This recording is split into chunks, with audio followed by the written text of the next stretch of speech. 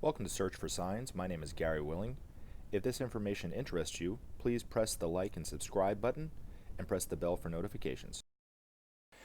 When Maitreya started doing his interviews on TV back in July of January, it was the culmination of a lot of the work that Benjamin Creme had been doing, the space residents had been doing, of course, laying the groundwork for his return on TV and so forth. And a few months prior to him actually coming out on TV, Benjamin Creme made the announcement that a star would form in the sky. Now, the star wasn't an actual star. It was a series of four very large spacecraft that would have the appearance in the night sky as a star, but they were actually a UFO.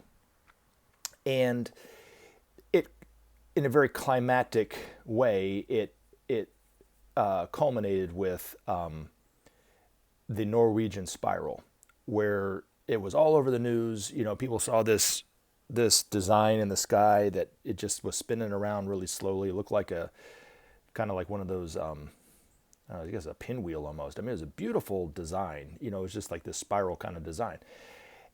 And it awoke humanity up enough to where they thought something miraculous was going to happen, and then that led to Maitreya giving his first interview on TV.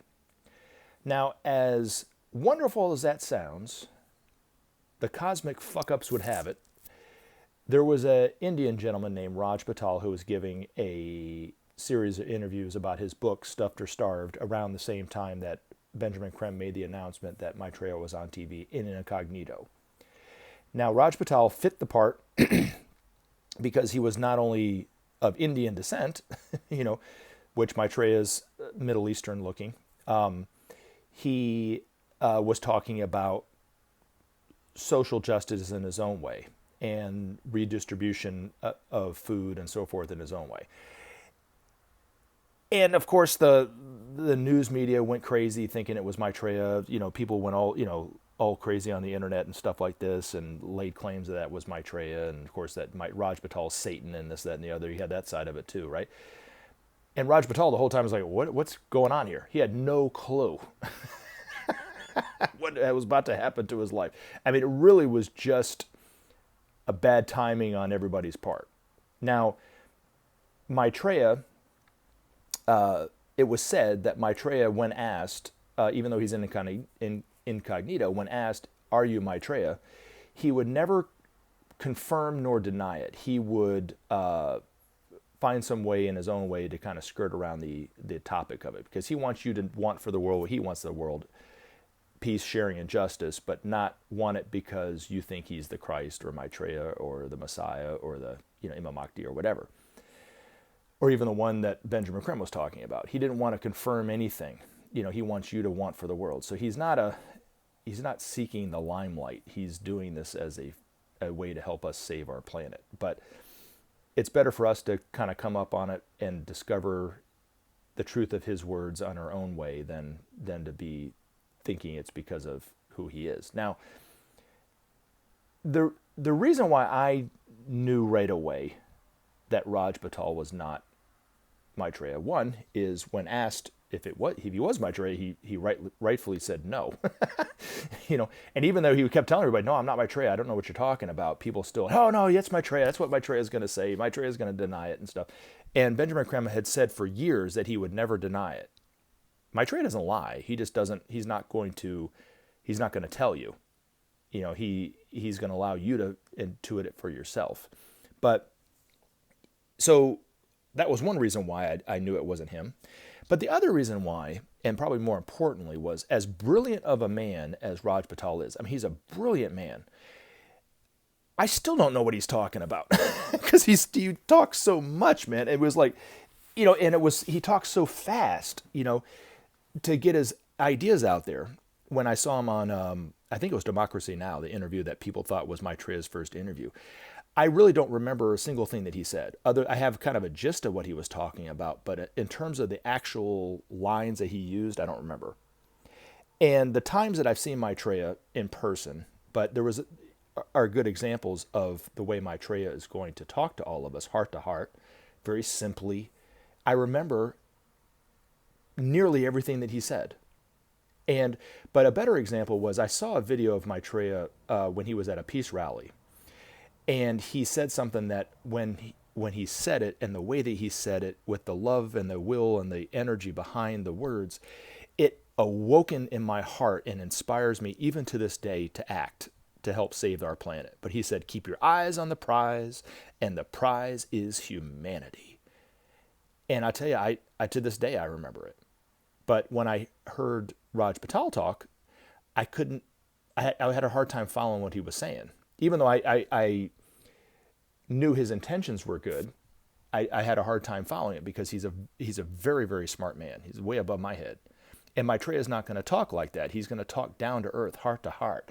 It's going to awaken within you the truths of what he's talking about are going to awaken within your own heart, and stuff that you've been sensing your whole life as truth. He's going to articulate it, and it's going to ignite in your heart, and you go, yes, that's what I was thinking about all along, even though you're probably just sensing it and not actually thinking it. He's going to awaken that in all of us. Now, of course, I said in a previous video that, if you're strongly conditioned in your own ideology or your own selfishness, then you might not pick up on it that same way because you're not listening to your own heart. You're following your own selfish ambitions. For instance, like let's say you're really into business and you want to make money. It doesn't matter whether people die for profit or whatever. Well, of course you're going to be against what he's saying. But eventually, even those people, the really hardened ideologist or the hardened capitalist, will eventually, maybe not in this lifetime, but in the next lifetime or after that, well, they'll come around too. I mean, like I said, Maitreya is a very patient guy. He's much more patient than I am. So he loves us all the same either way. Don't worry about that.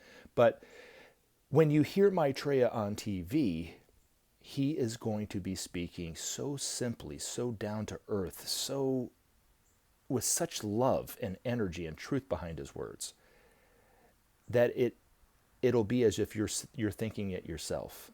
And I didn't get that sense from Raj Patel. That's how I knew it wasn't him. And it's not, I don't really see it my job to scour the internet and call out people that think they're Maitreya or whatever like that, or people who people think are Maitreya, and confirm nor deny that either. But in this sense, it was so publicized, and people even to this day still think that he was Maitreya, and very unfairly call him Satan or the Antichrist himself, although Raj Patel he's a concerned person for justice, and yet people think he's evil. It is just, it's sad that we are so distorted in our views on things. But when you hear Maitreya, it's of a different quality. And when you see him on TV, you'll know what I'm talking about. But, another example I thought was hilarious was Benjamin Creme himself was telling this story kind of on himself. It was kind of funny, but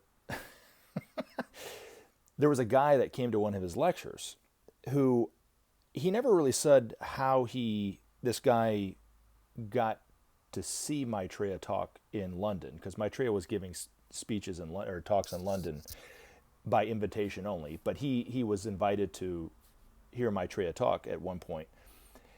And so he went to Benjamin Creme's lecture, and he told him, he goes,